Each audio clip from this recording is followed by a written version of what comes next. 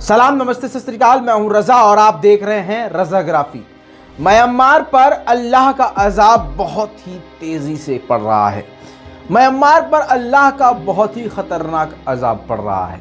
आपको ये सोचने समझने की जरूरत नहीं है कि यह अजाब क्यों आ रहा है।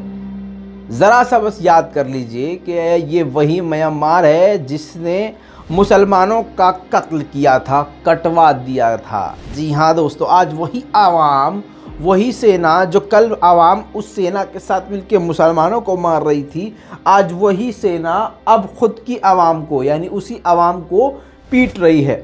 दोस्तों, लगभग 2 महीने हो चुके हैं और 600 से ज़्यादा प्रदर्शनकारी मारे गए हैं। रिपोर्ट के मुताबिक आप ये जान लीजिए कि 40 से ज़्यादा बच्चे जो कि 15 साल, 14 साल, 13 साल और 6 महीने के बच्चे भी इसमें शामिल हैं जिनको सीधा गोलियां लगी हैं। इसके अलावा महिलाएं, बच्चे, बुजुर्ग भी शामिल हैं। इससे ज़्यादा क्या ख़तरनाक और अफसोस की बात होगी कि 6 महीने के बच्चे को भी गोलियां लगी हैं। दोस्तों, इसी के साथ जो लेटेस्ट अपडेट है वो ये है कि थर्सडे को यानी जुमेरात को दिन में सांगेन इलाके में अकेले चलते हुए युवक को 6-7 पुलिसकर्मियों ने पकड़कर बुरी तरह से मारा, जिनके पास राइफल थे और मतलब बुरी तरह से मार ही डाला उसको। वो वीडियो मैं नहीं दिखाऊंगा यहाँ पर। अगर ये हमने वीडियोस आपको दिखा दी तो ऑब्वियसली यूट्यूब खुद ही इस वीडियो को हटा देगा और ये यूट्यूब पॉलिसी के ख़िलाफ़ है। लिहाजा जो मैं आपको बता रहा हूँ इस चीज़ को सुनिए और समझिए।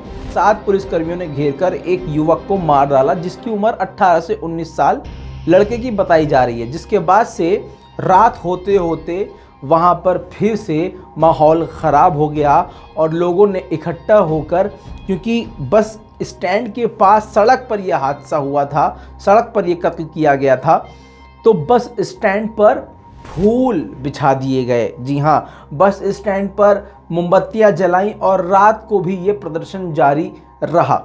मोमबत्तियों के साथ प्रदर्शन करते हुए लोगों ने मैसेज दिया कि हम मिलिट्री के आगे नहीं झुकेंगे। इसी से साफ जाहिर होता है कि आने वाले वक्त में बहुत ही ज़्यादा ख़राब माहौल होने वाला है।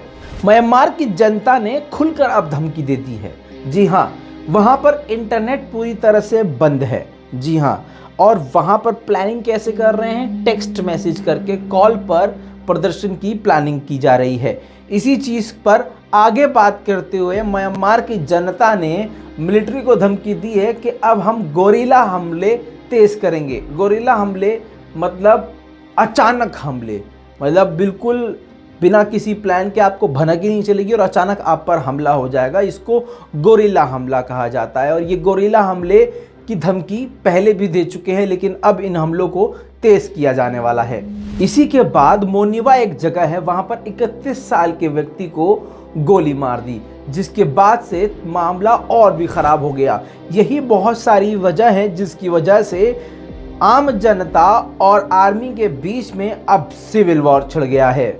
इसी के साथ आपको बता दूं, प्रदर्शन में 2008 के संविधान की वो कॉपियां जलाई हैं जिसके अंदर आर्मी को यानी मिलिट्री को पावर दी गई है।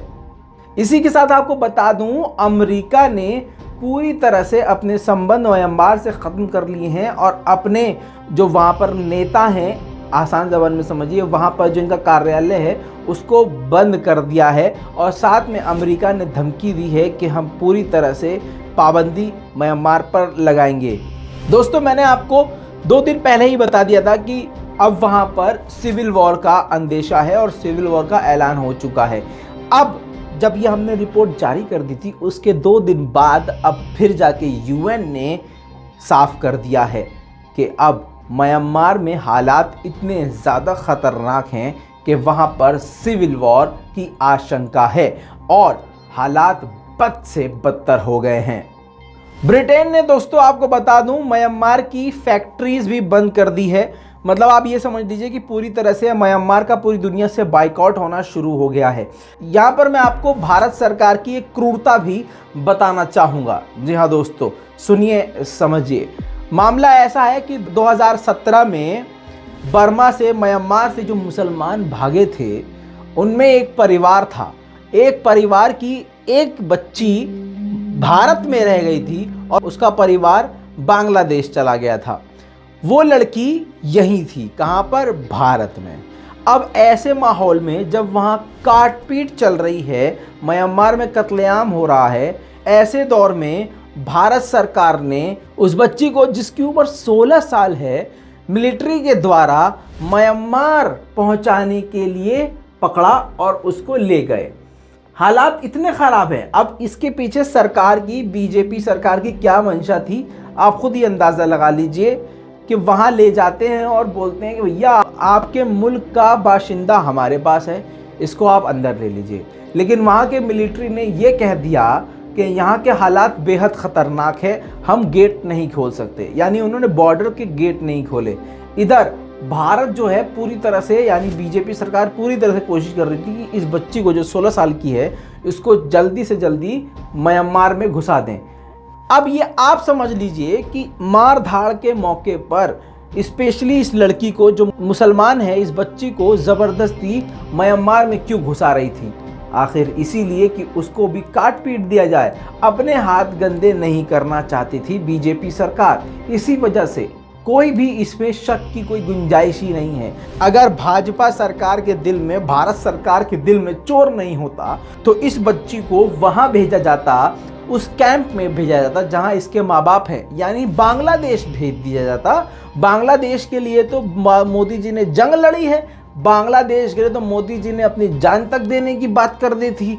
जेल में गए थे तो बांग्लादेश इतनी बात नहीं मानता कि हाँ भाई 16 साल की बच्ची भारत में है, उसका परिवार हमारे बांग्लादेश के कैंप में है, भैया इसको भेज दो। देख रहे हो, मतलब किसी भी तरह से मुसलमानों को मारा जाए, काटा जाए, बीजेपी का ये सर्वश्रेष्ठ प्लान है। दोस्तों सिर्फ इतना ही नहीं, ये बात UNHRC ने भी साफ साफ कहा है, यानी प्रवक्ता ने क्लियर कह दिया है कि ऐसे माहौल में उस बच्ची को म्यांमार भेजना उस बच्ची के लिए बेहद खतरनाक साबित होगा। फिलहाल जब ये सारा बवाल हुआ तो लड़की को वापस आसाम कैंप में भेज दिया गया है। लड़की का बाप जो है, जो बांग्लादेश में है, उसने ये गुजारिश करी है कि लड़की को उनके पास भेज दिया जाए। वापस चलते हैं म्यांमार की तरफ। म्यांमार में काट पीट अभी भी जारी है, लगातार गोलियां चलाई जा रही हैं, बड़े बड़े प्रदर्शन पर सीधा सीधा गोलियां चलाई जा रही हैं। और अब तो हालात ये हैं कि जनता ने भी हथियार उठा लिए हैं। UN ने भी कह दिया है कि सिविल वॉर पूरी तरह से म्यांमार में छिड़ गया है। इस पूरी रिपोर्ट पर आपका क्या कहना है? अल्लाह के इस अजाब पर जो म्यांमार पर आया है, क्या कहना है? नीचे कमेंट जरूर कीजिएगा। लाल बटन दबाइए, चैनल को सब्सक्राइब कीजिए। मैं हूं रजा, आप देख रहे थे रजाग्राफी। जय हिंद।